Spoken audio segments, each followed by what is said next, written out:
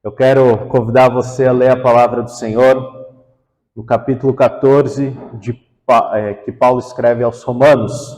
Nós vamos ler o capítulo 14 na íntegra. Romanos, capítulo 14, verso 1 diz assim: acolhei ao que é débil na fé, não porém para discutir opiniões. Um crê que tudo pode comer, mas o débil come legumes. Quem come não despreze o que não come, e o que não come não julga o que come, porque Deus o acolheu. Quem és tu para julgar o servo alheio? Para o seu próprio Senhor está em pé ou cai, mas estará em pé porque o Senhor é poderoso para o suster. Um faz a diferença entre o dia e dia, o outro julga iguais todos os dias. Cada um tem uma opinião bem definida em sua própria mente. Quem distingue entre dia e dia para o Senhor, o fez e come para o Senhor. Come, porque dai graças a Deus. E quem não come para o Senhor, não come e dá graças a Deus. Porque nenhum de nós vive para si mesmo, nem morre para si. Porque se vivemos para o Senhor, vivemos. Se morremos para o Senhor, morremos. Quer pois vivamos ou morremos, somos do Senhor. Foi precisamente esse fim que Cristo morreu e ressurgiu para ser o Senhor, tanto dos mortos como dos vivos. Tu, porém, que julgaste teu irmão, e tu, porém, que despreza o teu, pois todos compareceremos perante o tribunal de Deus, como está escrito: por minha vida, diz o Senhor, diante de mim se dobrará todo o joelho e toda língua dará louvores a Deus. Assim, pois cada um de nós dará contas a si mesmo a Deus. Não nos julguemos mais uns aos outros, pelo contrário, tomai o propósito de não podes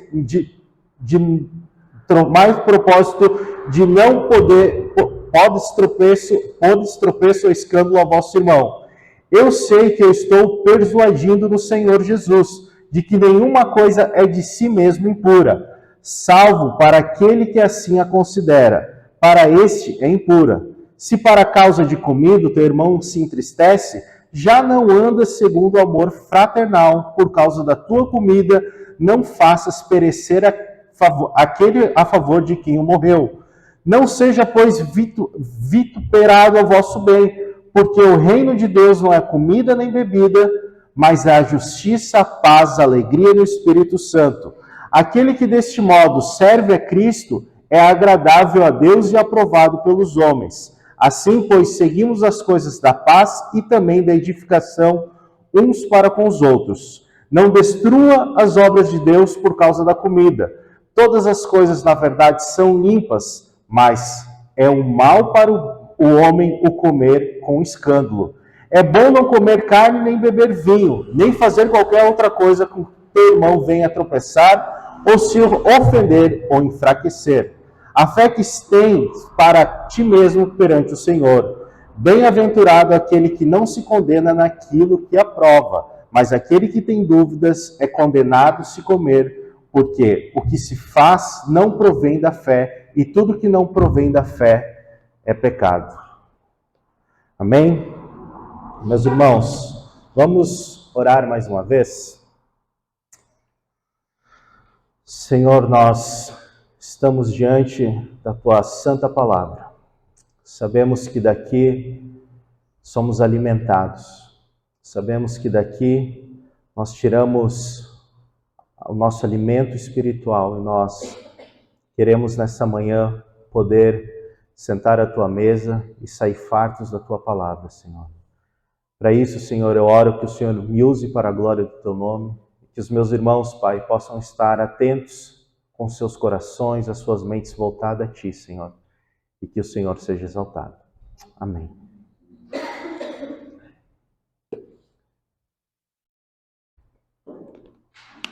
Meus irmãos, o texto aqui abordado, para aqueles que já leram o texto e conhecem o texto, traz um problema de relacionamento entre irmãos na fé que pensam de forma diferente e em questão algumas coisas espirituais. E o apóstolo Paulo, aqui nesse trecho, ele classifica esses irmãos em dois grupos: os fortes e os fracos na fé. Ambos desses fracos, ambos os fortes, são salvos em Cristo Jesus, ambos foram escolhidos por Cristo Jesus, ambos desses grupos, eles pertenciam à família de Deus e participavam até mesmo da mesma igreja. Eles não estavam em acordo de algumas coisas relacionadas à vida cristã, como a bebida e os dias sagrados. Mas aqui, antes de nós entrarmos no texto de uma forma mais cautelosa, eu quero fazer algumas considerações iniciais aqui, enquanto à liberdade cristã. Meus irmãos, a respeito da liberdade cristã, devemos distinguir entre coisas morais, imorais e amorais. E eu quero explicar isso para vocês. Há coisas que são essencialmente erradas e imorais, que nós, como cristãos, sabemos que existem coisas que são erradas e imorais. Não importa o tempo e nem o contexto.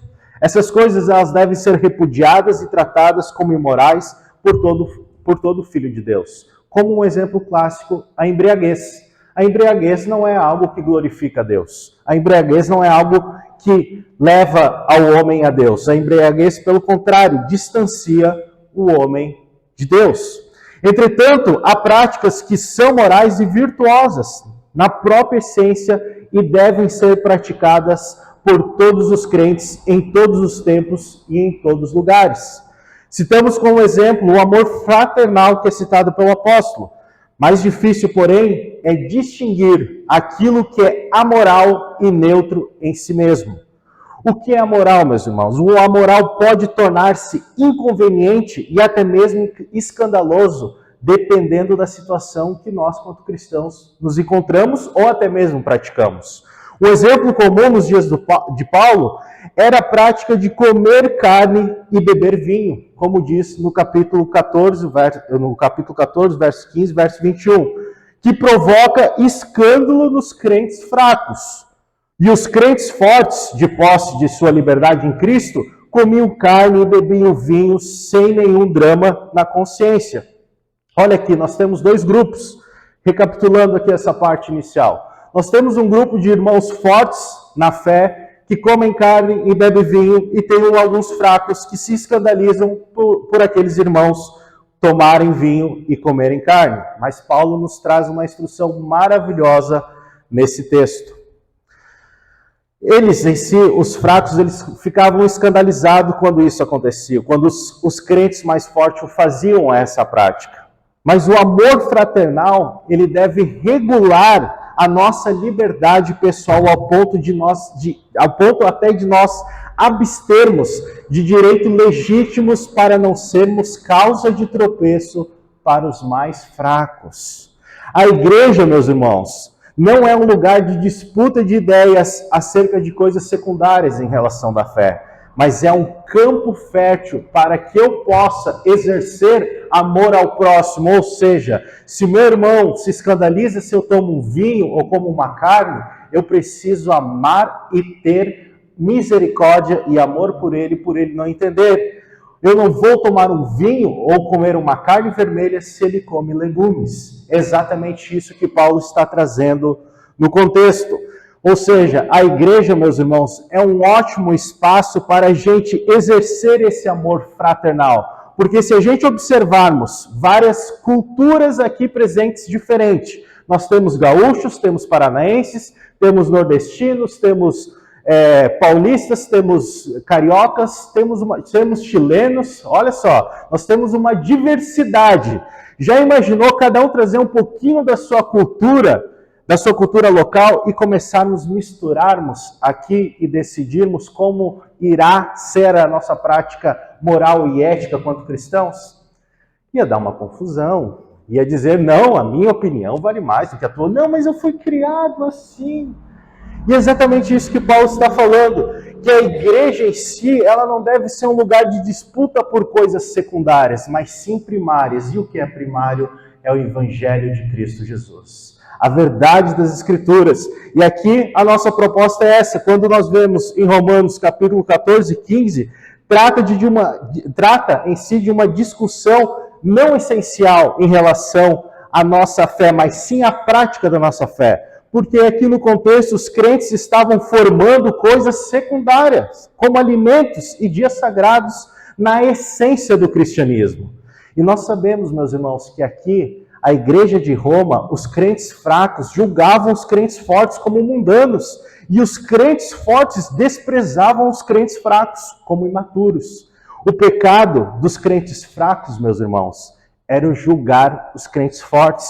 E o pecado dos crentes fortes era o desprezo para os crentes fracos. Por isso que Paulo traz aqui uma ideia de equilíbrio para que eu possa ter amor fraternal para os mais fracos na fé. E os fracos na fé pecavam pelo zelo, sem entendimento. Ou seja, eles deixavam de se abster de alguns alimentos por pensar que estavam pecando por comer um pedaço de carne e comiam legumes.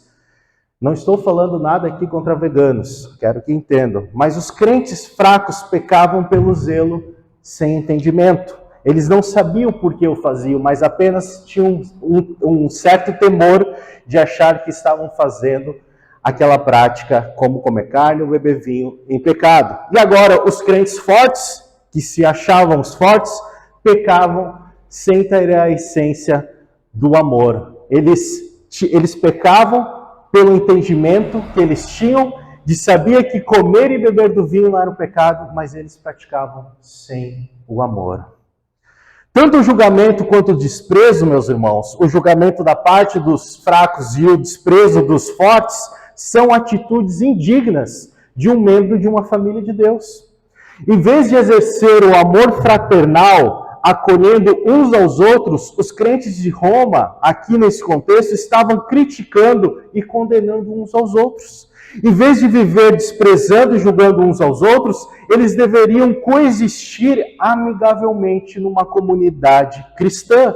E aqui cabe uma lição inicial para a gente. Como eu falei no início, nós temos pessoas diferentes, manias diferentes, e nós precisamos exercer esse amor fraternal. Ou seja, nós nunca vamos concordar 100% em tudo, e se nós concordarmos, aí talvez vai ter um perigo, dizer tudo que nós cremos e vimos é exatamente igual. Algumas práticas em relação ao cristianismo, nossas vão ser diferentes uns dos outros, mas não é por isso que eu devo julgar ou até mesmo tratar mal o meu irmão. Agora, entrando mais aqui no texto, no verso 1, a gente precisa identificar quem eram esses fracos na fé. Acolha o seu irmão e aprenda a viver com os diferentes. Mas quem é esses diferentes? Quem eram os fracos? E existe aqui 4 alternativas para nós. Os ex-idólatras, o recém-convertido, do paganismo, ou até mesmo os legalistas, ou os cristãos judeus. Mas dentro de uma perspectiva cristã e dentro daquilo que se entende dentro de comentários bíblicos expositivos, há um consenso geral que os crentes chamados fracos aqui eram oriundos das fileiras do judaísmo. Porque os quais, embora tivessem depositado sua fé em Cristo, ainda viviam comprometido com as regras judaicas coerentes à dieta e aos dias religiosos. Ou seja, eles vinham de um contexto de práticas de alimento e de dias sagrados, se converte ao cristianismo, mas fica uma raiz naquela cultura ainda. E se a gente observar, todos nós carregamos algum tipo de raiz. Ou seja, um tipo de vestimenta, alguns não gostam de usar bermuda na igreja, outros não gostam de usar camisa normal, outros já gostam de usar bermuda. Então a gente percebe que até mesmo nos nossos costumes nós carregamos alguns tipos de raízes. E aqui justamente esses oriundos das fileiras do judaísmo, exatamente eles vieram com essa vertente ainda em relação aos seus alimentos. Então, para que vocês todos entendam, a mente desses fracos na fé em si não era errado, mas era um cuidado que eles tinham de não pecar contra Deus com os seus alimentos e os seus dias sagrados. E agora, para que a gente consiga identificar o texto, nós precisamos saber quem eram os crentes fortes. Os crentes fortes eram aqueles judeus ou gentios que, convertidos a Cristo, haviam compreendido com mais clareza a liberdade cristã. Eles largaram-se daquela forma dos escrúpulos dos rituais judaicos com respeito à dieta e o calendário religioso.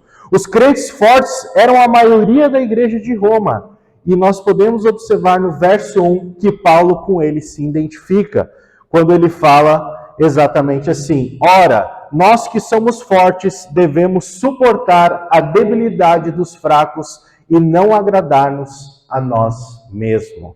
Então, para que os irmãos consigam entender um pouco mais o texto, é exatamente isso que Paulo fala. A maior parte dessa passagem é destinada a eles, para os fortes. Embora Paulo deixe claro que acredita que a posição dos fortes está certa, do verso 14 ao 20, do capítulo 14, esses não tinham o direito de desprezar os crentes fracos, mas de acolhê-los. Olha só, Paulo ordena aos crentes fortes: acolhei o que é débil na fé, não porém para discutir opiniões. E aqui o verbo grego no original, acolher, significa que é exatamente aceitar as pessoas, no sentido da própria existência dela, e mesmo em seu direito de pertencer a um grupo, ou seja, acolhê-las em seu próprio círculo de amigos e em nosso coração. Acolhei essas pessoas. Ou seja, mesmo que o meu irmão não pense exatamente como a mim, nas práticas cristãs, não devemos nos dividir, ou não devemos considerar ele menor. Não, pelo contrário, eu devo trazer ao meu ciclo e também ao meu coração. Até porque nós sabemos que nós devemos amar o nosso próximo como a nós mesmos. E esse é um dos mandamentos. Devemos perguntar, porém, por que os fortes deveriam acolher os crentes fracos sem discutir com eles opiniões? E aqui há uma resposta do próprio apóstolo Paulo: porque Deus já os acolheu, porque Deus já os salvou. Então não era porque eles tinham uma mente em relação a algumas práticas cristãs diferentes de outro grupo, que eles não eram escolhidos por Deus, ou que eles não pertenciam a Deus. Um crê que tudo pode comer, mas o débil come legumes. Quem não come, observe o verso 2 e 3, quem não come, mas o débil come legumes, quem come não despreze o que come, e o que não come não julgue o que come, porque Deus o acolheu. Ou seja, Paulo está pedindo aqui: não julgue o teu irmão pelo fato de ele comer legumes ou pelo fato de ele ser fraco nesse sentido. O fraco na fé prefere ser vegetariano, ao correr o risco de comer carne de animais impuros ou comer carne consagrada a ídolos. O forte na fé, por sua vez, está livre desse temor e come de tudo, sem constrangimento ou consciência. O forte na fé desprezava os fracos por causa dos seus escrúpulos, e o fraco na fé julgava os fortes por causa da sua liberdade. A gente vê claramente dois grupos cristãos que tinham apenas pensamentos diferentes no meio da igreja. Essa atitude estava em desacordo com o evangelho, porque ambos, fracos e fortes, Deus já havia os acolhido. E nós não devemos julgar e nem desprezar aqueles a quem Deus o acolheu. Por quê? Porque Cristo morreu por eles e ressuscitou para ser o Senhor dos mortos e dos vivos. Olha só como Paulo diz novamente no capítulo 14 aí, acompanhe comigo, verso 4 ao verso 9. Olha só o que ele diz: Quem és tu que julgas o servo alheio? Para o seu próprio Senhor está em pé ou cair. Mas estará em pé porque é o Senhor poderoso para o suster. Um faz a diferença entre o dia e dia. Outro julga iguais todos os dias. Cada um tem uma opinião bem definida em sua própria mente. Quem distingue dia a dia para o Senhor o faz, e quem come para o Senhor come, porque dá graças. E quem não come para o Senhor não come e não dá graças a Deus, porque nenhum de vós vive para si mesmo, nem morre para si. Porque se vivemos para o Senhor, vivemos. Se morremos, para o Senhor, morremos. Quer, pois, vivemos ou morremos, somos do Senhor. Foi precisamente para esse fim que Cristo morreu e ressurgiu para ser o Senhor tanto dos mortos quanto dos vivos. E nesse trecho, meus irmãos, nós podemos ver algumas lições. A nossa função na igreja é acolher os irmãos e não julgar os irmãos. Existe um tipo de julgamento legítimo e julgamento ilegítimo. O crente precisa discernir, logicamente, o que é errado e o que é certo. Ele precisa distinguir entre os falsos profetas e aqueles que trazem o fiel ensino. Há um julgamento em si. Mas aqui o que Paulo está querendo dizer é o julgamento de condenar a atitude e de julgar algum irmão, um servo de Cristo. Por este ter uma opinião diferente acerca do grupo mais forte, ou seja, assuntos secundários e não assuntos primários. Nosso papel da igreja não é nos assentarmos numa cadeira de juiz e julgar os irmãos, mas justamente acolhê-los em amor. Esse é o propósito da igreja. Nossa função na igreja é fazer tudo para agradar a Deus, não para ganhar aprovações dos homens. Tanto os abstêmios como os que comiam e bebiam tinham suas ações governadas por Deus e cultivavam o propósito de agradar a Deus. Meus irmãos, o grupo mais fraco na fé que é citado por Paulo, quando eles não comiam carne, era justamente com esse cuidado que eles tinham. Eles tinham cuidado de não comer uma carne consagrada, um animal morto de uma forma que o judaísmo não aceitava. Não significa que eles não eram salvos, mas a consciência deles não permitia que eles comessem. Era apenas um cuidado. E aqui no meio da igreja estava havendo uma briga, uma espécie de uma divisão. E Paulo traz essa orientação justamente para os mais fortes, tratar os mais fracos com um amor e acolhê-los. E justamente isso, se eles eram em si os mais fortes, faz sentido eles receber essa repreensão para cuidar dos mais fracos e talvez ajudá-los na compreensão mais profunda da verdade. Ou seja, e a nossa função quanto igreja também é viver para agradar a Deus e não a nós mesmos. Não somos uma ilha. Nossas ações têm reflexo na vida dos outros. Você observa uma ilha lá no mar. Ela em si não traz reflexo para o mar, ela está lá no mar. Mas nós, quanto cristãos, nós, de fato, trazemos reflexo nas vidas de outras pessoas. Quantos daqui já ouviram encorajamento de algum tipo de irmão, de algum tipo de pastor, algum tipo de líder, ou de um irmão na fé que te encorajou? Nossas falas e nossos reflexos na vida de outras pessoas, elas trazem algum tipo de influência. E não vivemos nem morremos para nós mesmos, mas a Bíblia nos ensina que devemos viver e morrer para o Senhor, porque somos dele. E se nós somos dele, tanto na vida como na morte, nós devemos fazer e viver o que ele nos ensina. Uma vez que nossas ações, meus irmãos, uma vez que as nossas ações atingem o nosso irmão para o bem ou para o mal, devemos ser mais criteriosos e cautelosos em nossa postura. Não basta fazer aquilo que julgamos certo, mas devemos fazê-lo para a edificação dos nossos irmãos e principalmente para a glória do nosso Deus. Nossa função também na igreja é vivermos debaixo do senhorio de Cristo Jesus. Cristo morreu e ressurgiu para ser o Senhor dos mortos e dos vivos. Em sua morte, ele é o Senhor dos mortos. Em sua ressurreição, ele é o Senhor dos vivos.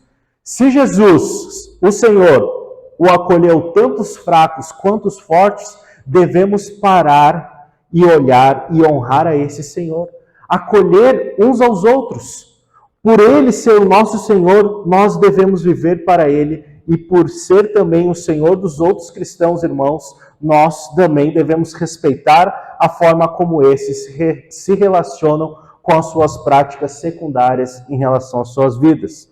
Afinal, Cristo, ele morreu e ressuscitou para ser o Senhor. E nós cremos nisso quanto cristãos. Ainda, pensando nesse trecho, a partir ali do verso 10, Por que os crentes fracos e fortes são irmãos um dos outros? Se os crentes fracos e fortes são irmãos, não devem viver lutando um contra os outros. O ponto dos fracos julgarem os fortes e os fortes desprezarem os fracos, nós precisamos lembrar que Cristo morreu para salvar ambos e pertencem à mesma família. Ou seja, meus irmãos, aqui traz uma reflexão clara para nós. Muitas das vezes, igrejas, até mesmo outros ambientes, não em si nosso, mas culturalmente isso acontece, onde que há grupos de divisões, onde que igrejas começam a criar grupos de pensamentos diferentes e formar-se em si algum tipo de guerra em si no meio da igreja. E aqui há uma repreensão do apóstolo Paulo. Se vocês que são mais fortes e se dizem mais fortes, vocês devem ter misericórdia e amor ao seu próximo. Você deve trazê-lo para si, para o seu ciclo de amigo, não em se julgar. E você que é mais fraco, você não deve julgar o que é mais forte. Exatamente isso, porque todos nós seremos julgados no tribunal de Deus. Olha só o que diz o verso 10 ao verso 12. Vou ler novamente com os irmãos. Verso 10 ao 12. Da parte B. E tu, por que despreza o teu? Pois todos os comparecemos perante o tribunal de Deus, como está escrito: por minha vida, diz o Senhor, diante de mim se dobrará todo o joelho e toda língua dará louvores a Deus. Assim, pois, cada um de nós dará conta de si mesmo a Deus. Meus irmãos, não sei se aqueles que eram crianças tiveram em ambiente cristãos, mas quando eu particularmente ouvia aquelas falas, você vai dar conta diante de Deus o que você está fazendo. Sua vida vai passar no telão. Vocês já ouviram essa expressão? Dava um medinho, né? Mas em si, meus irmãos, gera um temor em nós. Ontem mesmo estava conversando com a minha esposa e pensando, nossa, nós vamos estar diante de Deus. Como será isso? Como será apresentar-me diante de Deus? Como eu vou me apresentar? Será que eu estou confiante? Ou será que eu ainda tenho dúvidas acerca da minha salvação? Se você ainda tem dúvidas acerca da salvação, por favor, nos procure depois que acabar esse culto. Mas não é exatamente isso que nós devemos pensar assim do julgamento. Por quê? Não devemos julgar os nossos irmãos, porque nós mesmos seremos julgados no tribunal de Deus. Existe um certo teólogo que enfatiza que o indivíduo prestará contas de si mesmo e não dos outros. Ou seja, quando a gente está ao tribunal de Deus, eu vou prestar conta de mim. Então não cabe a nós, quanto cristãos, julgar os nossos irmãos. Portanto, a necessidade é de julgarmos a nós mesmos e agora, à luz de a prestação de contas que finalmente teremos diante de Deus, cumprir-nos, julgar a nós mesmos e não realizar julgamentos a respeito dos outros. O juiz incluirá não apenas todas as pessoas, mas todos os atos. Não daremos contas apenas de nós mesmos. Daremos conta apenas de nós mesmos, mas não dos nossos irmãos nesse tribunal. E cada um dará conta de si mesmo diante de Deus.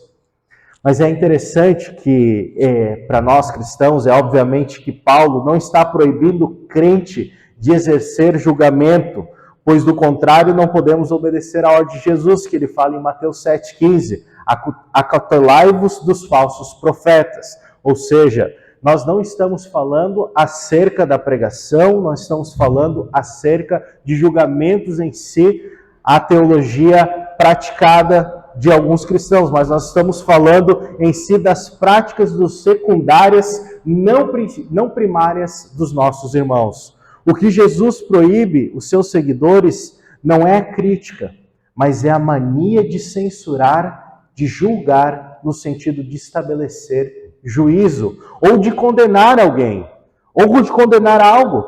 E essa é a razão para isso, é que nós mesmos um dia estaremos diante desse juiz, e nós prestaremos contas de nós mesmos e não dos outros. Nem mesmo os nossos filhos, nem mesmo as nossas esposas, nós prestaremos contas diante de Deus em relação à nossa vida. Então cabe aqui mais uma orientação a nós nessa manhã. Não devemos julgar os nossos irmãos ao ponto de condenar algum tipo de ato ou algum tipo de atitude em relação à prática secundária ao cristianismo. Não estou falando a práticas pecaminosas, que fique claro aqui.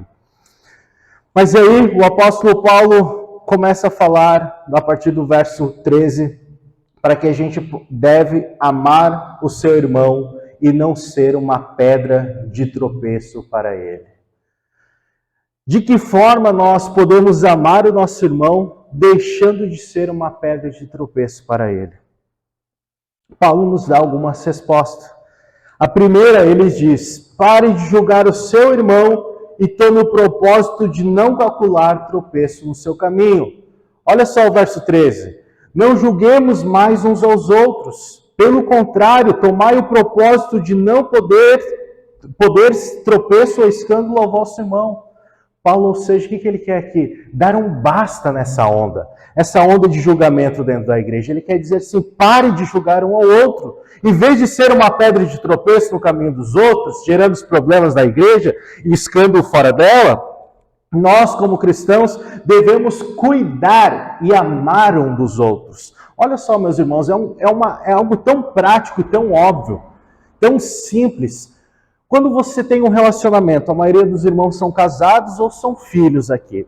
Você tem relacionamento com pessoas, não é verdade? Você tem relacionamento com o seu pai, com a sua mãe, com a sua esposa. Todos nós temos relacionamento. Na igreja, automaticamente, nós temos relacionamento com os nossos irmãos. Se eu quero ter um bom relacionamento com meus irmãos, o que eu devo fazer? Amar. Amar, cuidar.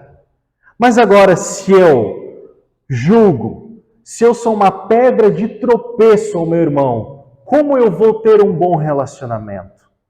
Há uma prática clara aqui do cristianismo, é amar o próximo como a ti mesmo, é ter misericórdia do outro, e muitas das vezes isso é difícil por causa da nossa natureza pecaminosa, ou até mesmo por causa do nosso jeito que precisa ser moldado pelo Evangelho de Cristo ainda. A nossa vida precisa ser moldada por Cristo. E isso é justamente claro aqui que Paulo deixa. Nós precisamos ter esse amor fraternal. Meus irmãos, amar uns aos outros é definitivamente se colocar disposto do outro irmão. É estar disposto ao outro irmão. É se esvaziar da sua vontade e dar ao outro a posição de escolher uma vontade. Enfim, é amar o próximo. Mas ainda Paulo fala mais algumas verdades acerca de nós sermos um problema, uma pedra de tropeço aos outros irmãos. Ele fala, saiba que a impureza não está nas coisas exteriores. Então, se você é feio, não se preocupe, meu irmão, não se preocupe. Mas no interior, ou seja, no coração, eu sei e estou persuadido no Senhor de que nenhuma coisa é de si mesmo impura, salvo para aquele que assim o considera para o que essa é impura. Ou seja, há coisas que são essencialmente impuras, e não é delas que Paulo está falando. E aqui nós não podemos interpretar corretamente esse versículo tirando desse contexto. Paulo está falando sobre a dieta alimentar e o calendário religioso. Não há alimentos essencialmente impuros. Ou seja, ele está dizendo que dentro da visão dos mais fracos na fé, está errado em si. Mas nas palavras de Jesus, nos confirma exatamente isso. E aqui cabe uma repreensão aos fracos na fé em relação ao alimento. Jesus fala em Mateus 15:11 que o que é impuro não é o que entra pela boca, mas o que contamina o homem, mas é o que sai do coração. E nós sabemos disso, meus irmãos. O que contamina o homem não é a comida, não é a bebida, mas é o que sai daqui dentro. E o nosso Senhor fala isso em Mateus capítulo 15, verso 11. E Paulo nos deixa claro isso. Porque o amor fraternal e sua convicção deve ser o vetor de suas ações. Se por causa de comida o teu irmão se entristece, já não andas segundo o amor fraternal. Por causa da tua comida, não faças perecer aquele a favor de quem Cristo morreu. Quando um crente forte, aquele aqui citado pelo apóstolo Paulo, comia carne e bebia vinho na presença de um crente fraco, ele violava sua consciência débil, provocando tristeza, escândalo ao seu irmão. Agia sem amor e sem nenhuma consideração para alguém muito precioso para Jesus. Alguém por quem Cristo deu a sua própria vida. E aqui nos cabe outra repreensão. Temos o cuidado das práticas nossas secundárias cristãs. Se algo que eu estou fazendo está fazendo meu irmão pecar, eu preciso ter cuidado e retomar algumas atitudes. Ainda Paulo fala, busque as primeiras coisas primeiro, não sejais, pois, vituperado ao vosso bem, porque o reino de Deus não é comida e nem bebida. Olha só, outra repreensão do apóstolo Paulo ao grupo mais fraco na fé. Ele fala, o reino de Deus não é comida e nem bebida. Esse versículo nós sabemos de cor, mas é justiça e paz e alegria no Espírito Santo. Aquele que deste modo serve a Cristo é agradável a Deus e aprovado pelos homens. Como diz aí na Bíblia de vocês, do verso 16 ao verso 18. Se a primeira verdade, meus irmãos, teológica que suporta esse apelo de Paulo para os fortes se controlarem é a cruz de Cristo. A segunda é o reino de Deus. E quando o crente fraco supervaloriza a sua dieta alimentar, pensando que abster-se de certos alimentos o torna mais aceitável a Deus, comete um grande equívoco. Uma vez que o reino de Deus não é comida nem bebida, mas justiça, paz, alegria no Espírito Santo. Viver um cristianismo legalista, meus irmãos, é intervir ou interverter as prioridades, é colocar as coisas de ponta cabeça, é deixar de buscar as primeiras coisas. E aqui os mais fracos na fé estavam preocupados com a comida que eles estavam comendo, com os dias religiosos, mas o apóstolo Paulo está dizendo, não, se preocupe com a justiça, se preocupe com a paz, se preocupe com a alegria no Espírito Santo. Essas coisas secundárias não tem nada a ver com o cristianismo. E se a gente trazer essa realidade para o contexto atual, nós vemos perto de nós denominações, religiões, colocando certos costumes e jeitos e manias de você viver para se tornar agradável a Deus. Até mesmo com vestimentas, roupas, águas sagradas, panos de suor de apóstolos, falsos mestres. Tantas heresias, meus irmãos. E aqui cabe nós uma repreensão, ou até mesmo um chamado à igreja a um amadurecimento. Exatamente isso. O cristianismo legalista, ele inverte as prioridades centrais do evangelho. Ele se coloca de ponta cabeça. E, enfim, deixa de buscar as coisas primárias, que é a justiça, que é o amor, que é a alegria, que é a vida no Espírito Santo. E nós não devemos ser assim. Nós devemos investir mais nos nossos relacionamentos do que mesmo muitos ainda naquela época investiam em rituais. Por isso que Paulo fala para os fortes chamarem os fracos ao seu ciclo de amigos e ao seu coração. E justamente nós devemos fazer isso, chamar os nossos amigos ao ciclo de amizade de coração. Olha só aí comigo o que diz o verso 19 e 20 para a gente caminhar para o final. Assim, pois, seguimos as coisas da paz e também as da edificação de um para com os outros. Não destrua as obras de Deus por causa de comida. Todas as coisas, na verdade, são limpas, maus, mas é mal para o homem o comer com escândalo. Meus irmãos, em vez dos crentes aqui, fortes, violentarem a consciência dos mais fracos, comendo o que para eles era impuro, eles deveriam buscar a paz e a edificação de uns para com os outros. E se nós observarmos essa repreensão do apóstolo é justamente para os mais fortes na fé. Mesmo que os crentes fortes estivessem com razão, pleiteando que todas as coisas são limpas ao comer essas coisas limpas, perto dos crentes fracos, eles estavam escandalizando. E com essa atitude era incompatível com o amor fraternal, pois gerava conflito e não gerava paz, gerava escândalo e não edificação. Porque o amor deveria estar presente aqui na prática dos mais fortes. por amor o seu irmão abstenha dos seus próprios privilégios. Para nós concluirmos e caminharmos definitivamente para o final, olha o que diz o apóstolo Paulo no verso 21. É bom não comer carne, nem beber vinho, nem fazer qualquer outra coisa com que teu irmão venha a tropeçar, ou se ofender, ou se enfraquecer. Paulo não se refere aqui, meus irmãos, à glutonaria e nem mesmo à embriaguez. Essas coisas não são em si mesmas pecaminosas e reprováveis, porque nós sabemos que a glutonaria e a embriaguez é algo pecaminoso. Então isso em si já é reprovável. Ele está tratando de algo absolutamente legítimo, ou seja, comer carne e beber vinho. Porém, mesmo que o uso não desencadeie para o abuso, essa prática provoca escândalo na vida do meu irmão mais fraco. O crente forte deve se abster, pois o amor procura as coisas da edificação. Ou seja, se o meu irmão não entende que comer carne ou beber um vinho pode em si deixar ele desanimado ou triste, eu preciso evitar para não pecar, mas sim procurar o amor e a edificação desse relacionamento.